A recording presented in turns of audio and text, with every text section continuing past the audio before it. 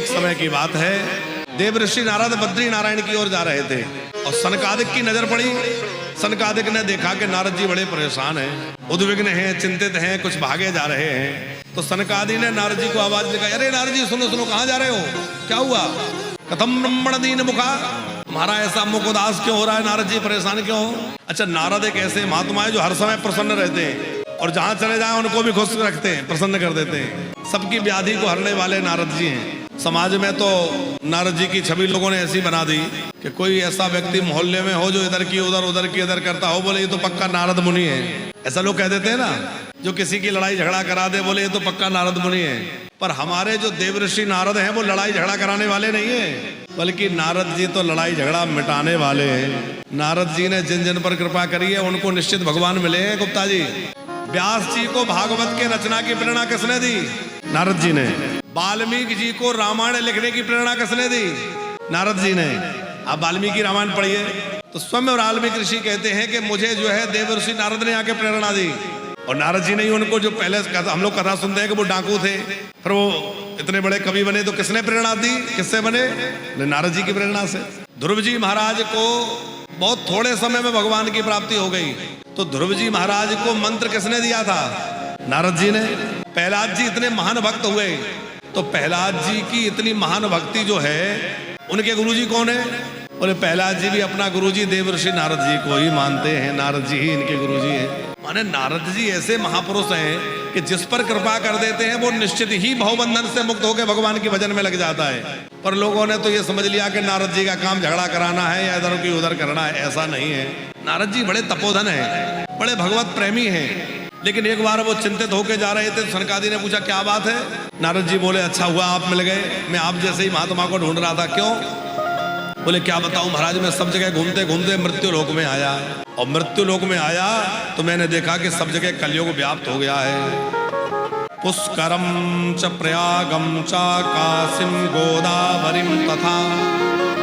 मैं पुष्कर गया, प्रयाग गया, काशी जी गया, गोदावरी गया, अनेक तीर्थों का भ्रमण मैंने किया। लेकिन नारद जी कहते हैं सभी तीर्थों में मैंने देखा कि अधर्म फैल गया। अधर्म के कारण लोगों में भजन की भाव तो रहा नहीं, और तीर्थों में भी लोग ये देख रहे हैं कि कौन बढ़िया धनी मानी व्यक्ति आ जाए तो बढ़िया सेवा कर जाए। तो लोग जो है पाखंड से ग्रसित हो गए। उदरम भरणो जीवा बराह का कूट भाषणा। नारद जी कह रहे हैं लोग जो है कड़वा बोलने वाले हो गए, लोग जो है अपना काम साधने में स्वार्थी हो गए, झूठ बोलने वाले हो गए, पाखंडी हो गए। ये सब देख के मेरा मन बड़ा व्यथित था। सब जगह घूमते घूमते नारद जी कह रहे हैं मैं वृंदावन आया, और वृंदावन में मैंने क्या देखा कि वहाँ एक युवती स्त्री रो रही है, तमाम स्त्रियां पास में बैठी है। उनको देख के मुझे आश्चर्य हुआ कि इतनी देवियों की द्वारा सेवा हो रही है, कोई चरण दबा रही है, कोई हवा कर रही है, फिर भी ये देवी रो क्यों रही है? उनके पास में दो बुजुर्ग पड़े हुए थे जो बिल्कुल मूर्छा में पड़े थे। तो नारद जी कह रहे हैं मैं पास में जाना चाहता था, पर लगा कि ये तो सब महिला ही महिलाएं। लौटने लगा तो वो देवी जो वहाँ रो रही थी उसने मुझे आवाज लगाई, भो भो साधु क्षणम तिष्ठ मच्चिंतामपि नाशय दर्शनम तव लोकस्य सर्वथा अगहरम परम। भो भो साधु क्षणम तिष्ठ। उस देवी ने कहा हे नारद जी थोड़ी देर रुक जाइए, और जैसे आप सबकी चिंता दूर करते हैं तो मेरी भी मत चिंता अपि नाश है, मेरी भी चिंता का नाश करिए, क्योंकि आप जैसे संतों का दर्शन होने से पाप नष्ट हो जाते हैं। नारद जी बोले मैं पास में गया, मैंने पूछा देवी जी आप कौन है, आपका क्या परिचय है? वो बोली अहम भक्ति ऋतिख्याता। महाराज मैं भक्ति हूँ, मेरा नाम भक्ति है। अच्छा आप भक्ति मैया है, तो आप रो क्यों रही है? और ये कौन जो अचेत पड़े ये कौन है?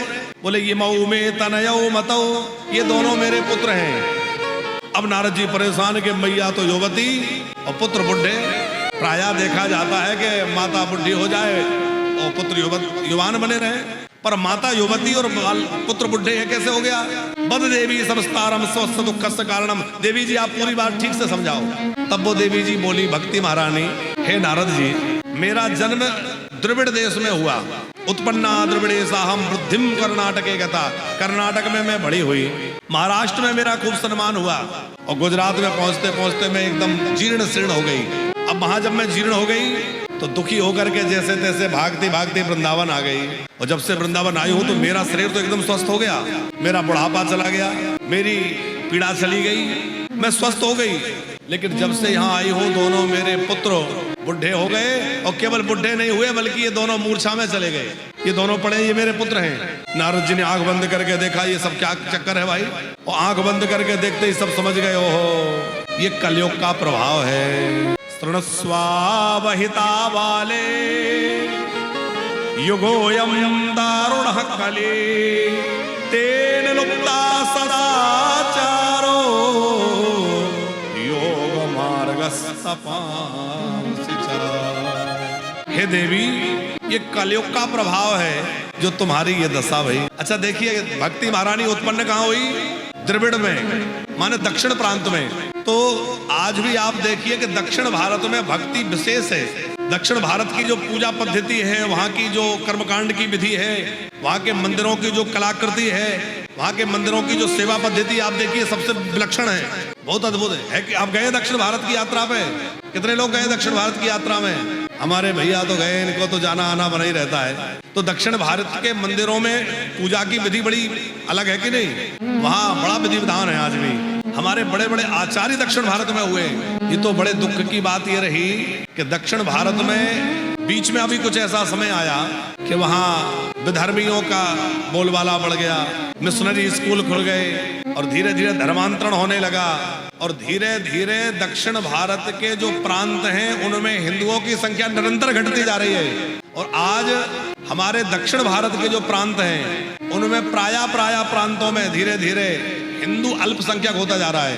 और जैसी स्थिति अभी चल रही है ऐसी चलती रही तो आने वाले 10-5 वर्षों में केरल आदि जो प्रांत हैं इनमें हिंदू पूरी तरह अल्पसंख्यक हो जाएंगे। ऐसी स्थिति है कि नहीं भैया? बहुत तेजी से धर्मांतरण हो रहा है वहाँ। भक्ति महारानी कह रही है मेरा जन्म दक्षिण में हुआ है, उत्पन्ने द्रविड़े साहम। आज आवश्यकता है दक्षिण भारत में जाकर धर्म के प्रचार की और उन्हें हमारे धर्म का महत्व समझा करके और हमारे सनातनियों को सनातन की महत्व को बतलाने की। वृद्धिम कर्नाटके गता, कर्नाटक में मैं बड़ी हुई, महाराष्ट्र में सम्मान हुआ। गुर्जरे जीर्णताम गता। अच्छा देखो, ये केवल प्रांतों की बात नहीं है।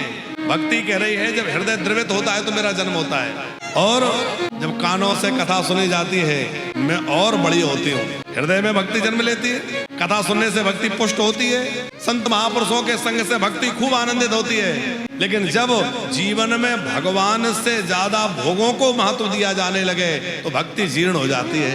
भक्त का लक्षण है कि भगवान को सदा सर्वोपरि रखे, भगवान की पूजा एक नंबर पर, बाकी सब काम बाद में। हम लोग क्या करते हैं? सब काम से फुर्सत मिलेगी तो कथा में जाएंगे, सब काम से फुर्सत मिलेगी तो पूजा करेंगे। किसी दिन जल्दी घर से जाना है तो और सब काम करेंगे, छूटेगा तो क्या? पूजा नहीं छूटता। चलो ये अच्छा है कि आप लोग तो छोड़ते। हमने बहुत घरों में देखा है, वो एक दूसरे पे टालते हैं, बोले आज जल्दी जाना है तुम कर लेना, वो कहेगा तुम कर लेना। अरे भैया, ये मनुष्य शरीर भगवान के लिए मिला है, इसलिए चाहे सब काम छूट जाए पर भगवान का भक्ति ना छूटे, भगवान का भजन ना छूटे।